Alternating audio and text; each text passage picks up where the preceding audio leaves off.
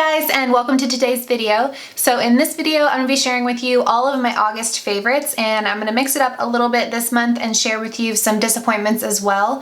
So it's about 50-50 disappointments and favorites, but I want to clarify that these are disappointments, not bad products, because either I had super high expectations of them and they didn't meet them, or they just didn't work out for my personal preferences and what I was looking for. As always, if you guys enjoyed this video, don't forget to give it a thumbs up. It really helps out my channel, and click that subscribe button if you have not already, and let's go ahead and get started. So I'm going to be kind of going back and forth, sharing a favorite and then a disappointment and then a favorite and a disappointment, just to kind of switch it up and keep it interesting. So let's go ahead and start on a positive note with one of my favorites this month. I told you in my last video I would keep you updated on this, and I've been using it over the last few weeks and I've been really enjoying it, and it is the Burts Bees Mattifying Powder Foundation with Bamboo. So when I did my Burts Bees haul, the only foundation I tried on was this Goodness Glows liquid foundation because I wanted to test it with a sponge and with a brush, and I told you guys I was going to test this one out and give you an update, and here is that update. Obviously it worked out for me. It's been one of my favorites. On days where I just don't have enough time to get ready and I just need to get out the door,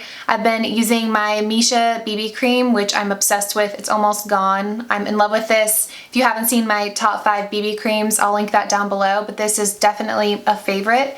The only thing about it is that it does have such a high SPF of 42, so it gets greasy on my oily skin because of the high SPF, but I've been applying this over it for a tiny bit of extra coverage and to mattify it, and it has been lasting me all day long without getting shiny. So I haven't been using this as a powder foundation on its own. I've been using it kind of as a setting powder for more sheer coverage foundations or BB creams to not only add to the coverage but also to mattify them, and for that purpose I have been loving this. Okay, on to a disappointment. So you guys are gonna laugh because I'm saying I don't like these, but they're gone. So it looks like I liked them, but I'm the type of person that if I buy a shampoo and conditioner, I am going to use all of it until it's gone. I just don't wanna waste it. So I used it even though I didn't like it, so they are gone.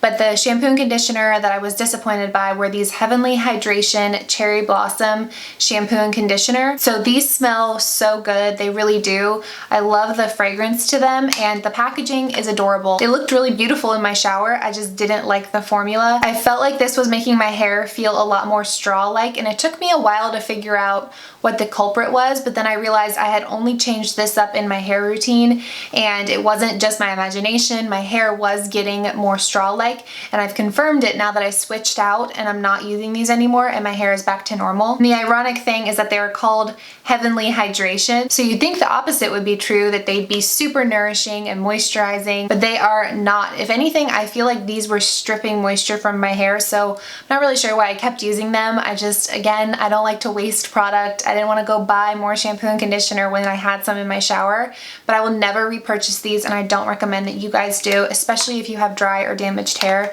Steer clear. Okay, my next favorite of the month is something that if you guys read, I always put down in the description box below the makeup I'm wearing during a video in case you guys are curious about a lipstick or whatever.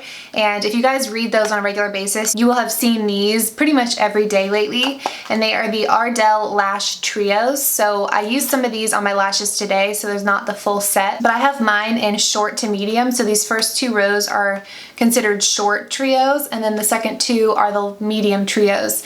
I believe they sell this in extra short and short, as well as medium and long, depending on how long you like your lashes and your natural lash length. This one just seems to be a good length for me, and I've just been preferring the look of these trios over the look of a strip lashes, because to me it looks a little bit more natural, because both sides don't match perfectly, and most natural lashes don't match perfectly on each side. I think they're like the perfect medium if you don't want to do these kind of like individual lashes, because these can take a really long time, but you also don't like the look of a strip of lashes because it looks pretty unnatural, and you want something kind of somewhere in between. These take no time to apply and they look more natural than a strip of lashes. The other thing I love about these is in the summertime it gets hot, you know, you go to weddings, you go to different events, and you can get really sweaty, and with a strip of lashes, if you get too sweaty or if something gets in your eye and the inner corner kind of pops up, you kind of have to take off the lashes because that thing will just be sticking up the rest of the night. Whereas with individual lashes or these lash trios, if one of them gets loose, it's really not that big of a deal. You'll have maybe maybe a tiny little spot that doesn't look as full, but the rest of your lashes will be intact. So for me, this is less stressful than wearing strip lashes when I'm going to an event, because I know no matter what, my lashes won't look crazy like they do with a strip lash that popped up. So I have been really, really loving these. Okay, so this next disappointing product, I want to clarify, it is a disappointing product. It's not a bad product. So many people are obsessed with this mascara, but it just kind of fell flat for me, and it is the Essence Volume Stylist 18-Hour Lash Extension. This is brand new by Essence, and I was so excited to pick it up because you guys know Essence kills it in the mascara department, and for that reason I had extremely high expectations. And this isn't a bad mascara, don't get me wrong, this is not a bad mascara. It does a good job of building out the volume, it does a decent job at curling the lashes, and a great job at adding length. The problem that I have with this mascara is it says it's an 18-hour wear, but I find by hour 4 I have the worst cast right here. I have slightly hooded eyes, so my biggest pet peeve with mascaras is when they transfer up to the lid, and I have had so many problems with this mascara doing that, where I just have a black cast right along here by hour 3 or 4 in wearing this mascara. It may have to do with the fact that I have oily skin, oily eyelids, and if you have dry skin, dry eyelids, this may be your new favorite mascara, because like I said, it's a good formula.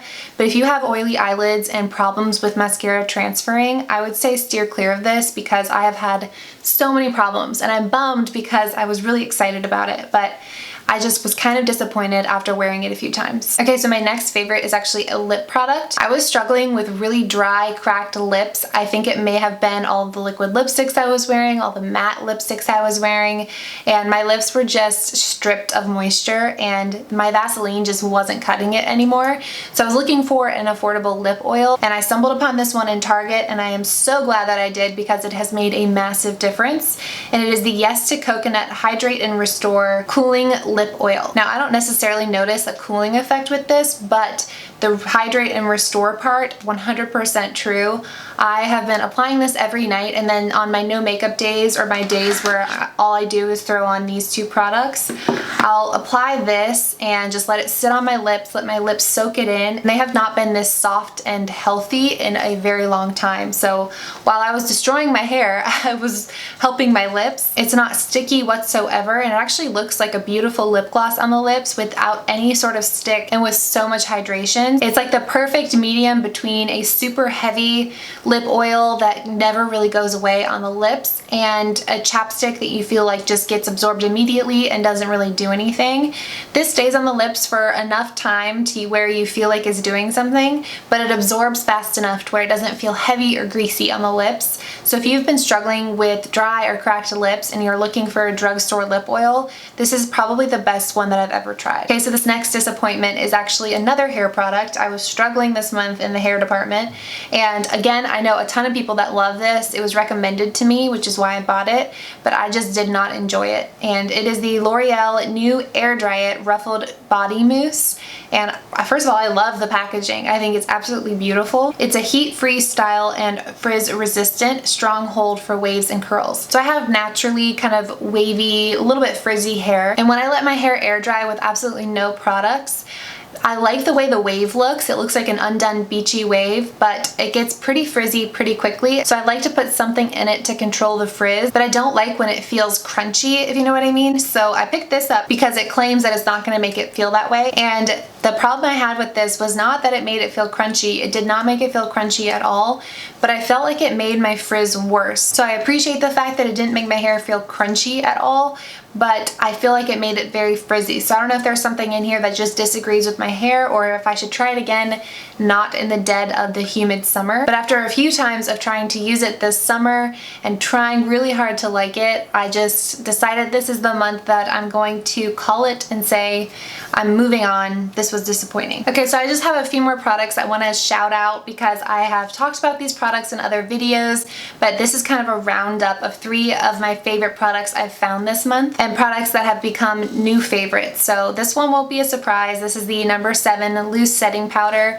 I cannot recommend this setting powder enough. This has become my go-to setting powder when I'm looking for something to set my makeup but not look like powder on my skin. This is absolutely excellent, but again, I've spoken about it several times. I will speak about it again. I can't say enough about this. The other product of the month that I have to give a shout out to because it's so exciting is the new e.l.f. Mad for Matte Holy Smokes palette. This was probably one of the most anticipated palettes for me, so it kind of was set up to disappoint me because the Mad for Matte 2 was so amazing, and they really hit it out of the park with this palette. Not only is the formula just as good, but I feel like the color selection is exactly what I'll be looking for when I want a matte, cool tone look for this fall and winter. So I have to mention this one. And then the last one I want to mention is another Burts Bees product. This has become my favorite blush of the month.